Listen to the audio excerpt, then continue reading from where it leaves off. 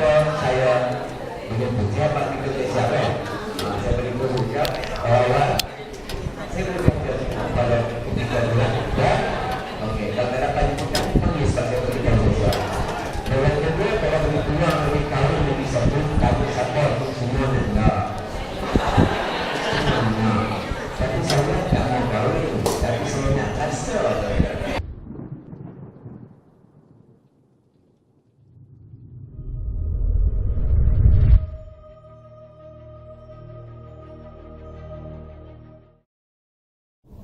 Hai, Assalamualaikum, selamat sejahtera. Saya Muhammad Adham, bekas pelajar Skuga tahun 2003 hingga 2004, kelas 4 dan 5 sains.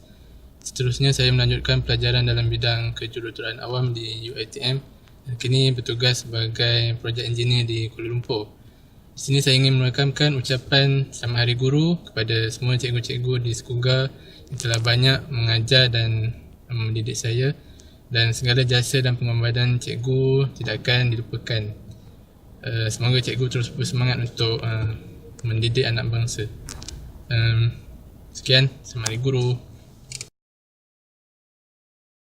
Assalamualaikum warahmatullahi wabarakatuh. Nama saya Nadia binti Sahimi. Saya merupakan bekas pelajar SMK Kubu Gajah SPM pada tahun 2005, meneruskan pelajaran ke Kolej Edukasi Kedah dan seterusnya ke peringkat universiti di Universiti Sains Malaysia dalam bidang kejuruteraan kimia. Kini bekerja di 2A Teknologi Sdn Bhd di Batu Kawan, Pulau Pinang. Sempena Hari Guru pada hari ini, saya mengucapkan Selamat Hari Guru. Terima kasih, Cikgu. Assalamualaikum dan selamat sejahtera. Saya Muhammad Solihin bin Muhammad Sunar, bekas pelajar Skuga SMK Kubu Gajah batch SPM 2005. Di sini mengambil kesempatan untuk mengucapkan Selamat Hari Guru kepada warga pendidik di Skuga dengan doa dari saya semoga kalian sentiasa dirahmati, diberkati, dilindungi dan disayangi oleh Allah Subhanahu Wa Taala.